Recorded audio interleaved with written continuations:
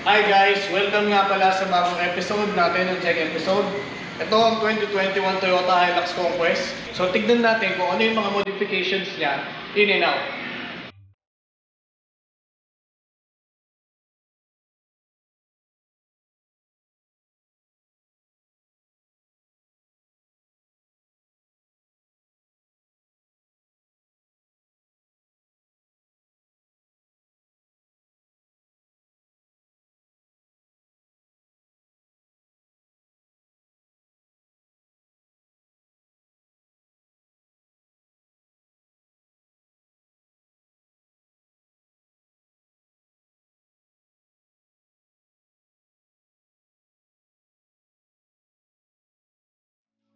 Okay guys, so this one is a fuel warp, 17 by 9. Tapos wrap siya with STT Cooper Pro 295/70/17. So way back mga 2 years ago, hindi pa uso yung mga hybrid na tires.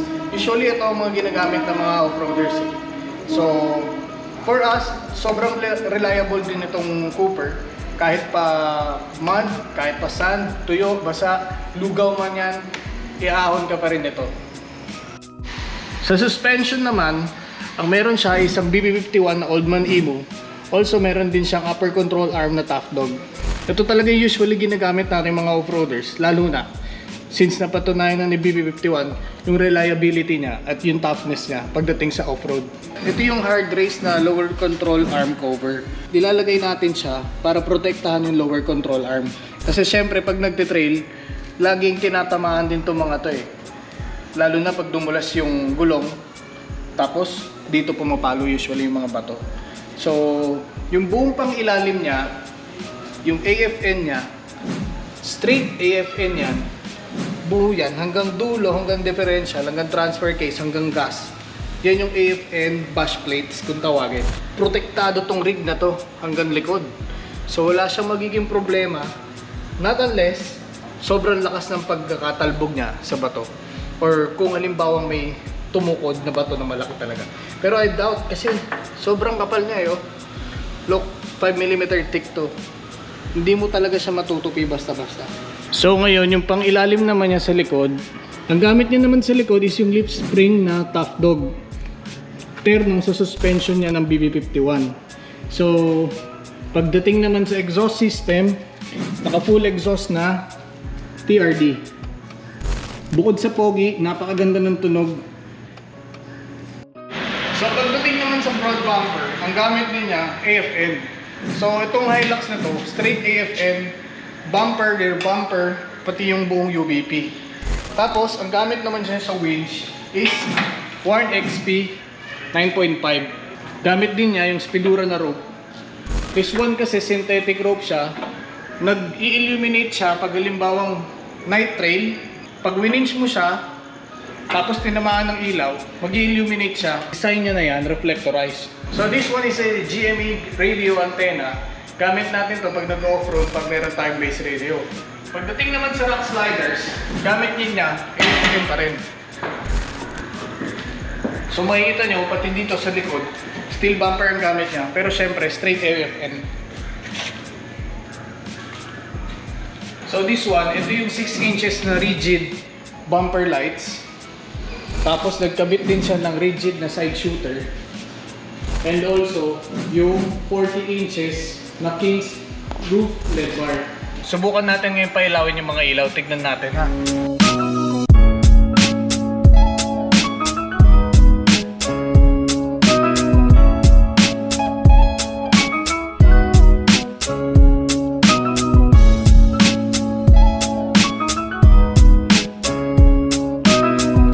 Pagdating naman sa roof setup niya, ang ginamit niya dito is yung Rhino Rack na crossbar at yung Mammoth na flat rack. So niloadan namin to last time ng mga coolers. So far wala naman siya naging problema. Hindi rin siya nagkaroon ng dent or nayupi.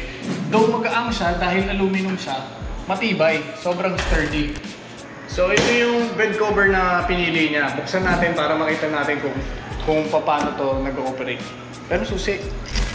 Ano yun? Dami susi. Okay. Tapos hilahin siya. So multi-purpose siya. Pwede siyang nakaganyan habang umatakbo. At-try na namin to one time. Tumatakbo, open to. May mga lock siya dito. So kahit tumatakbo, steady siya. Hindi siya tutumba, hindi siya tutupi. Basta nakalock yung mga latch niya. 4 na mga corners meron siya. Napaka multi-purpose nitong bed cover na to. Right choice din. Kung halimbawa din na wala kayong kuning tent, matutulog kayo sa trail, no?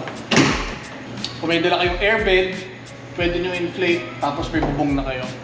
Huwag lang uulan, syempre. Tignan mo tong seal niya. Yung rubber seal niya, 4 layers.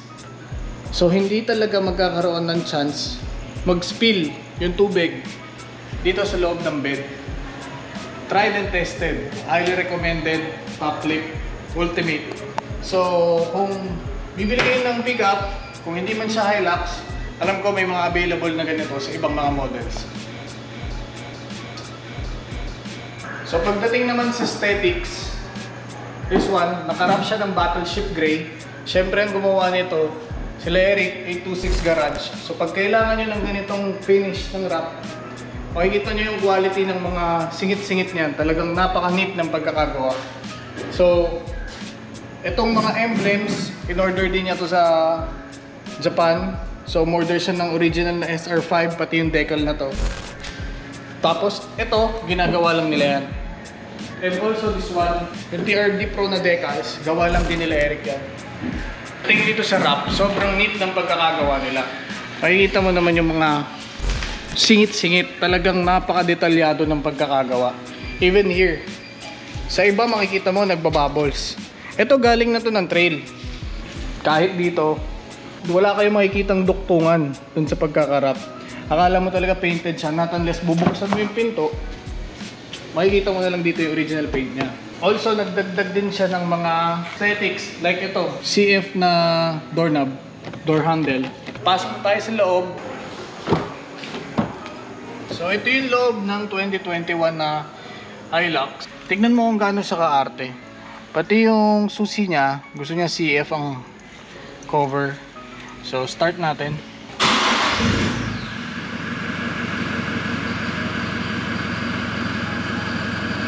Wow, napakaganda naman ng opening ceremony ng gauge. Sindi natin aircon, mainit. Kanina pa kami nagtitiis ni Justin. Ito yung 8-inch infotainment system niya. OEM niya yan.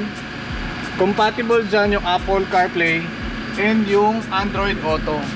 So, what's special about sa loob ng 2021 na Hilux? Ang ganda ng interior niya. Ito, nilagay na lang to ni Eric. Mga CF trims. Yan, pati yung door handle niya. Nilagay niya yung CF trims. Pati yung hood switch. Pati to nilagay niya ng CF. So ito yung switch ng 4 high and 4 low. Tapos ito yung eco mode, power mode, tapos climate control, differential control, hill climb assist, traction control. Ito pala, pinilitan na rin to ng TRD na shift knob. Pogi. Ayan o. Ganda o. Tapos pati pala itong handbrake nilagay niya ng CF. Ito nga pala si Justin. Siya yung gumagawa ng Jack episodes. Bukod dito sa magandang upuan, napansin ni Justin, i-road test natin siya. Ito kasing bagong 2021 na Hilux, meron siyang variable flow control power steering unit. Pag mabagal, yung manibela niya malambot. So habang bumibilis ang takbo mo, mas nagiging stiffer siya. So mas madali i-control and i-maneuver compare sa mga older version ng Hilux. Ang maganda pa din dito, 7 ang airbag. Dito sa harap, 4. So yung buong dashboard, curtain, window, tapos 2 din sa likod. Pang-5, pang-7 yung nandito. So protektado ka rin talaga pagdating dito sa... Wala akong talent fee dito Toyota, hindi ko to pinopromote dahil may binayad kayo sa akin. Talagang gusto, I'm just a fan of Hilux.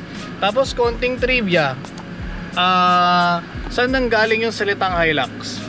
Yung salitang Hilux is derived from the words high and luxury. Kaya siya, in short, naging Hilux.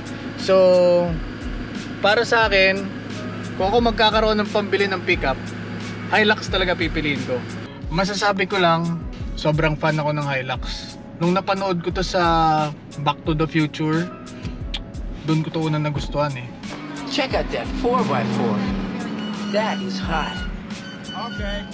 Konting information about sa 2021 Hilux. So, ang fuel consumption nito is around 8 to 9 kilometers per liter. City drive with its current modification, kahit nagdagdag siya ng weight, ganun pa rin. At pagdating naman sa highway, naglalaro siya sa 13 to 15. Depende sa upak. Medyo mabigat yung paa niya, so malakas ang konsumo ng gasolina. Tapos ang horsepower naman niya is 201. So mas maganda yung power deliberation niya. So mamaya ita-test drive natin siya, hataw natin siya, try natin. So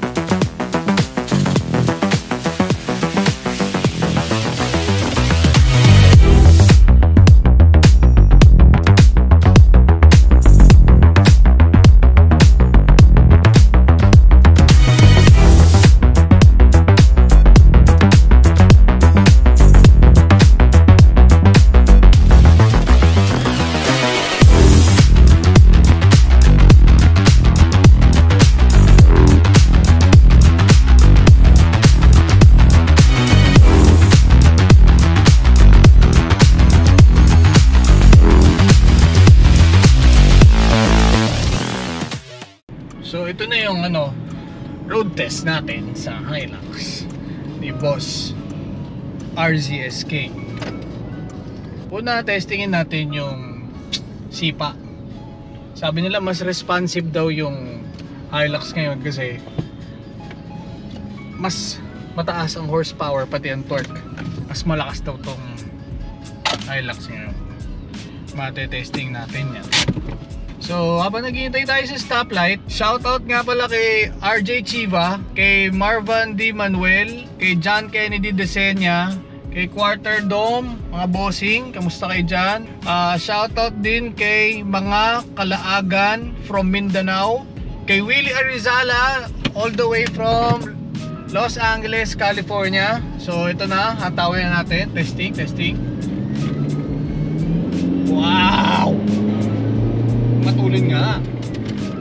So, safety muna tayo. Okay. Mabilis siya. Despite nung mga nakakabit sa kanya mga modifications, ang ganda lalo ng ride niya. Ang ganda talaga ng BB51. Talagang saludo ako sa BB51. Tapos yung stopping power, na-accommodate ng brakes yung power deliberation nung binigay nung makina. So hindi lang talaga siya pang off-road, talagang masasabi mong lifestyle truck siya. Sulit yung rig review natin ngayon. Naabuso ko yung kapatid ko, so ibabalik na natin yung sasakyan niya. So nandito kami ngayon sa Naiya X. Sinushoot namin yung rig raid ni Eric. Wala na pala kaming load. Pinatabi kami, wala kaming load. Shoutout lang ako sa mga tahan na ako na shoutout. So ito yung first rig raid natin, no. Syempre hindi ito yung last. Isa-isahin natin yung mga kasama nating off-roaders. So gusto ko lang mag-shoutout nga pala kay Jet Andre De La Cruz, kay RJ Chiva, kay Hinebra Canconatics, laging nakasuporta sa atin yan, kay Jason Escobar, all the way from Saudi Kubar, kay Sir Edwin Alim, also kay Mark Win Garcia. Tapos shoutout din kay Odi Shaizar Ibanez, Tranqui Avalos. Also shoutout din kay Ronald Aguilar, kay Adi ESP. Also shoutout din nga pala kay DK Voss Fernandez. Tapos shoutout din kay Sir JB Bernard, kay Rafael Nubla. Hi ate. 45,000. Wala nang discount? Thank you rin. Ate, nag-vlog kami. Baka pwede naman pa shoutout lang. Sabihin mo lang shoutout Jack episode. Dali na. Yun nga, shoutout kay Robby De Castro, kay Magdo Lord Jan from Kidapawan City. Also kay Misael Marcelo, kay Kahabiko Vlog. Shoutout din kay Jamais Vlog all the way from Pampanga. Kay XTV Adventures. Thank you sa mga supporters ng Jack episodes. Lalong lalo na dun sa mga sinoutout ko kanina. Sila yung laging nangunguna sa pag-like at sa mga pag-comment. Peppa Pig, shoutout nga pala sa'yo Peppa Pig. Also kay Kel, yung driver ni Kamahalan. Shoutout nga pala kay Tin and kay Pau, watching, always watching ang Jack episodes all the way from San Francisco. Hi. So pag uwi nyo dito, mag-offroad tayo. So thank you guys. Salamat ng maraming. Stay safe and Godspeed. Panoorin nyo yung mga susunod na episode ng Jack episodes. Ingat!